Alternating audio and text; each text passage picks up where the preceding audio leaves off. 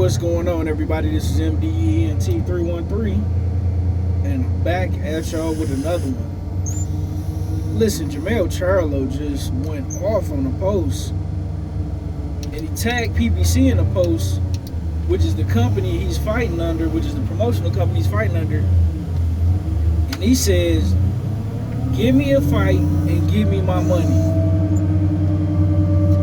He said that he'd take on anybody at 154. And listen, I'm here for it. I'm interested though to see how he'll look after taking 2 years off and moving up 2 weight classes. In my opinion, I think he should move up. I don't think he should stay at 168, but I do think he should go to 160. Roy Jones Jr. just recently did an interview on Blue Blood Sports TV channel, where he talked about how, you know, as long as a fighter is moving up, he's fine. The problem is when you come back down and when you go to cut weight, when you just cut weight and fat, but when you cut muscle, he said it severely weakens you and drains you. So I don't understand why Jermell Charlo, after moving up 2 weight classes, why he would move back down to 154. Why not just go to 160, right? Here's the thing, it's not like you a champion at 154, because unfortunately for Jermell, since he lost the fight to Canelo, even though these guys were at 2 different weights and they decided to clash at 168, for whatever reason, Jermell Charlo lost all his titles at 154. So it's not like when you go back down to 154, you're a champion. You got all new champions at 54. You know, you got Terence Crawford. He's the WBO champion. You got Sebastian Fundora. Take that back. Sebastian Fundora, and he's the WBO and the WBC champion. But I believe if he chooses to fight Errol Spence, then he'll have to relinquish his WBO title. I believe Background Metalia is the WBA champion. And I'm not for sure. I believe Terence Crawford might be the IBF champion. When he beat, I forgot the gentleman he beat, but that was a phenomenal fight. But anyway, I wouldn't mind seeing Jermell Charlo come back. I would like to see him against Fundora. I would say Tim Tszyu, but Tim Tszyu was coming off 2 losses. I wouldn't mind seeing him come back against Fundora, Errol Spence, Terence Crawford. If Terence Crawford don't get the Canelo Alvarez fight, that is.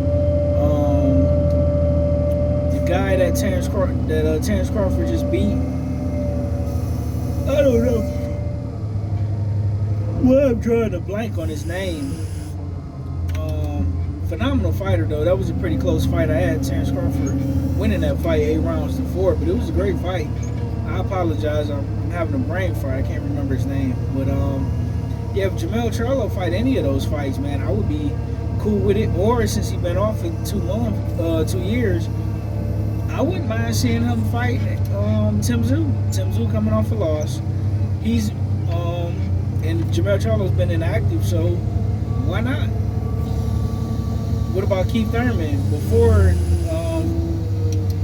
Tim Tszyu originally lost to Sebastian Fundora, he was supposed to fight Keith Thurman. But Keith Thurman pulled out with an injury, which then led to Sebastian Fundora filling in for Keith Thurman, which is how Sebastian Fundora ended up becoming the WBO and the WBC champion. So, yeah, listen, Keith Thurman, why not?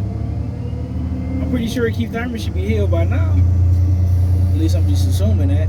But the sad part about it is we don't know what's going to happen, because PBC is being reported. I don't know this for sure, but it's being reported that PBC don't have any money. And what I believe should happen, if possible, because I guess their Amazon deal is just the distribution deal. It's not, you know, they're not fronting them the money the way that when Top Rank went over to ESPN, not only was it a distribution deal, but they were also giving Top Rank a budget for them to schedule fights. This is a distribution deal only. So I wonder if Al Haymon can get in contact with Turki Al-Sheikh and see if he can get a budget from him and do a business deal with him and still, you know, showcase his fights on Amazon. I don't know if that's possible. I don't know if it's feasible, but it'd be nice, man. It's sad seeing these fighters be so inactive, man, especially in the prime of their careers, man. It's very, very, very unfortunate. Not only do it hurt the fighters, but it hurt the overall sport. It hurt the fans. It's just not good. My thing is this: if you can't get these guys fights, at least release them so other stables can pick them up. Let them go sign over there with Top Rank or DAZN or Queensberry Promotions or Oscar De La Hoya and Golden Boy. But just to let these guys sit out and ride, like, I don't think that that's cool whatsoever. Get Turkey Al-Sheikh on the phone and see if there's anything he can work out for you. You know, Tank Davis, one of the bigger names in the sport of boxing, is inactive. Earl Spence, one of the bigger names in the sport of boxing, is inactive. Both Charlo brothers are inactive. David Benavidez and David Morrell pretty much had to go broker their own deal. And, you know, Demetrius Andrade, he's inactive. It's sad what's going on, man. It's very unfortunate.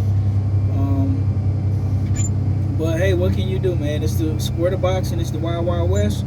But listen, Jermell Charlo said, pay me my money and give me the best you got at 154. I'll dust them off. And as a boxing fan, I'm here for it. Let me know what you guys think in the comment section. Like, share, and subscribe. I'm out. Peace.